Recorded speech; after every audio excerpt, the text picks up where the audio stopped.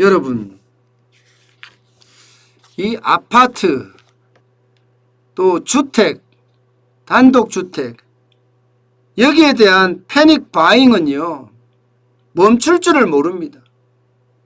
이게 좀 줄어들까 싶었는데 오히려 올해 들어서 20대 이하의 어떤 주택 구매 비율은요 점점 늘어나고요. 심지어 말입니다. 10대, 아이고 이 10대면 이제 고등학생이잖아요. 그죠? 대학생이 된 친구도 있겠지만 고등학교 이하잖아요. 10대 집주인도요. 여러분 엄청 늘어나고 있습니다. 이거 한번 보세요. 10대가 주택을 구매한 건수입니다. 1월에서 5월까지 보면요.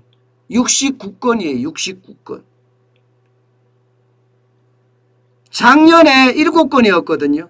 거기에 비하면 무려 10배가 늘어났습니다. 10배가. 엄청나게 늘어났다는 거예요. 10배가 늘어났다는 것은. 그러니까 정부가 뭐라고 이야기하든지 집값은 계속해서 고공행진, 거기다가 10대까지도 이 집 사는 대열에 패닉 바잉 대열에 합류를 했다는 뜻이 됩니다. 1월에서 5월까지 69건 하니까 건수로 보면 얼마 안 된다 이렇게 이야기할 수 있지만요. 이게 연으로 가면 훨씬 더 커지는 데다가 10대가 집주인이 된다는 건 어쩌면 패닉 바잉이 그만큼 심각하다는 이야기예요. 20대까지 합쳐볼까요, 여러분? 20대까지 합치면요. 10대 이하의 주택 매입 비중이 5.5%나 됩니다. 20대 이하의 매입 비중이 5.5%예요. 야, 이것은 여러분 진짜 적지 않잖아요. 적지 않잖아요. 이게 매입 비중이 계속 올라가고 있다는 게 더 큰 문제입니다. 20대 이하가 4,240건입니다. 4,240건. 이 중에 6월만 하더라도 6월 4,240건 중에요. 233건입니다. 233건. 그런데 10대, 20대가 무슨 돈이 있어서 집을 살까요? 바로 엄마 찬스 내지는 아빠 찬스라는 거예요. 엄마 찬스 내지는 아빠 찬스. 엄마가 혹은 아빠가 집 사는데 돈을 보태준다는 이야기예요. 그만큼 이제는요 10대 20대 그들만의 어떤 패닉 바잉이 아니라 부모들까지 합세가 돼서 패닉 바잉이 일어난다고 이야기할 수가 있는 거죠. 지금 그 어느 달보다가 20대 이하의 패닉 바잉은요 심각합니다. 2020년 12월에 5.27%였는데 그때 이후로 최고치예요. 6월에 5.5%까지 올라갔으니까 여러분 시장은요 수요가 없던 사람들이 수요를 발생을 시키면 그만큼 수요가 늘어나게 되고 가격은 올라가게 돼요. 공급을 그만큼 더 해주면 모르겠지만 공급을 해주지 않으면 더 많이 올라갈 수밖에 없는 그런 상황입니다. 게다가 말입니다, 여러분.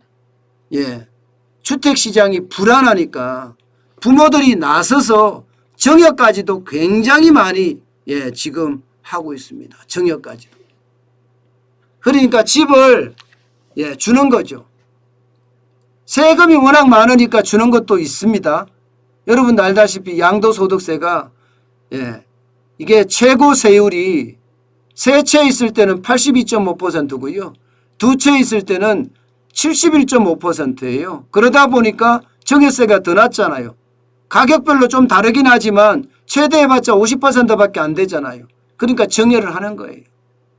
문재인 정부 들어서 정여한 것만 거의 30만 건이 된다고 이야기하잖아요. 30만 건. 20년 7월부터 2021년 6월까지 1년 동안만 하더라도 말입니다. 전국에서는 10만 건 이상의 증여가 일어나고요. 서울에서만 2만 3,749건의 증여가 일어납니다. 여러분, 서울에 기본적으로 수요 대비 공급, 이게 적정 수치를 이루려면요, 적어도 4만 5천 가구 정도가 공급이 돼야 된다고 생각해요. 4만 5천 가구 정도가 공급이 돼야 합니다. 전문가들이 그렇게 다들 이야기하거든요. 4만 5천 가구가 적정 공급 물량 아닌가 이렇게 이야기합니다. 그런데 지금 공급 물량이 턱없이 부족합니다. 사실 서울에 지을 땅이 없어요. 지을 땅이. 4만 5천 가구를 공급할 수 있는 그런 땅이 별로 없다고요. 예. 그러면 재건축을 허가를 해줘야 되잖아요. 그런데 이게 문재인 정부는 한 곳에 집착하다 보니까 재건축은 안 돼요. 재건축은 죽어도 안 돼 하고 콱 막아버리니까 공급이 그만큼 떨어져. 거기다가 지금 정역 건수까지 이렇게 가버리면 이게 정역을 안 하고 2주택자 3주택자 입장에서는 집을 팔아도 되거든요. 근데 집을 안 판단 말입니다. 쉽게 말하면 시장에 안 내놔요. 그냥 가족한테 물려줘요. 가족한테 물려주면 증여를 받은 사람들은 5년 동안 못 팝니다. 5년 동안. 5년 동안 팔라 그러면 그 전에 세금을 내야 되니까. 그 전에. 부모가 물려줄 당시 세금을 다 내야 되니까 두 채를 갖고 있으면 두 채에 대한 양도소득세 내야 되고 세 채를 갖고 있으면 세 채에 대한 양도소득세를 내야 되니까 5년 동안 안 파는 거죠. 그럼 물량이 그만큼 줄어든다는 이야기예요. 결국 말입니다. 부동산 시장에는요, 많은 사람들이 떨어진다 하지만 여러분, 이게 떨어지는 요소가 그렇게 많지가 않아요. 떨어질 요소가. 지표 중에서 부동산 가격을 떨어뜨린다. 이거는요, 뭐가 있죠? 지금 금리 인상, 그 한 차례 금리 인상하는 것 갖고는 의미가 없고요. 연속적인 금리 인상인데 이거밖에 없는 것 같아요. 이거밖에. 지금 정부는 대책이란 대책은 다 썼잖아요.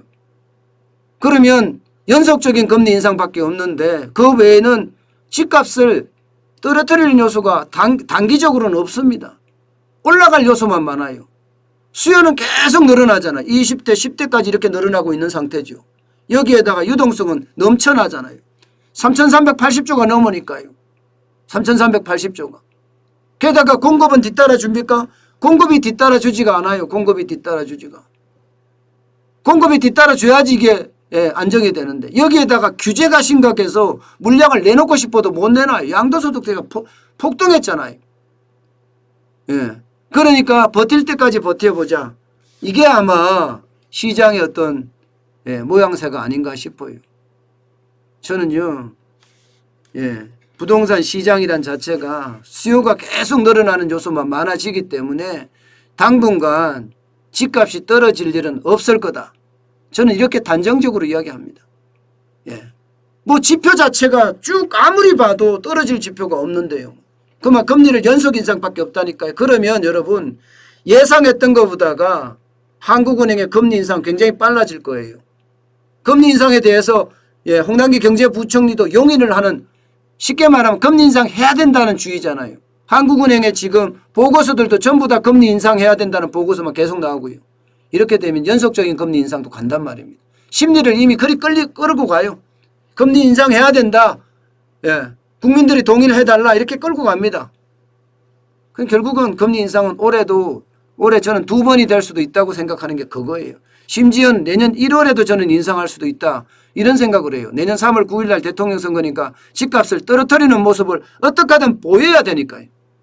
근데 시장을 이해 못하는 사람들이 집값을 인위적으로 떨어뜨리려고 하면 또 다른 부작용이 날 겁니다. 또 다른 부작용이. 아마 더 심각한 부작용이 날 수도 있습니다. 만약에 금리를 3번을 올린다고 쳐요. 그러면 0.75가 올라가잖아요. 그러면 지금 기준금리가 0.5입니다. 그러면 우리 기준금리가 1.25%가 돼요. 그럼 최대 지금 올라가는 게 신용대출이 3.75%인데 여기에다가 0.75% 내지는 1% 올라간다 그러면 4.75% 5%가 되거든요. 그러면 경제가 어떻게 될까요? 안 그래도 가게가 쓸 돈이 없어요. 버는 돈이 없고 여기다가 금리까지 올라가면 더 안 쓰겠죠. 그러면 경제는 진짜 완전히 거꾸로 가는 그런 모양새가 나타날 수도 있습니다. 그래서 금리 인상은 적기에 적절한 만큼 해야 됩니다. 예, 너무 갑작스럽게 금리 인상을 연속적으로 이어가는 것도 여러분 시장에는 저는 영향을 굉장히 많이 미칠 거라고 생각합니다. 네, 그만큼 금리 인상은 집값을 과연 한 번 가지고는 안 떨어뜨린다, 안 떨어진다. 연속적인 게 돼야 되는데 연속적인 건 다른 부작용이 생길 수 있다. 저는 그래서 집값이 당분간 떨어지지 않는다. 여기에 오히려 올라간다. 특히 GTX를 중심으로 한 노선과 서울에 상대적으로 집값이 싼 곳 있잖아요. 아파트인 곳이 아마 더 많이 올라갈 것 같은데 상대적으로 싼 곳이 더 많이 올라가지 않겠느냐. 저는 이렇게 지금 보고 있습니다.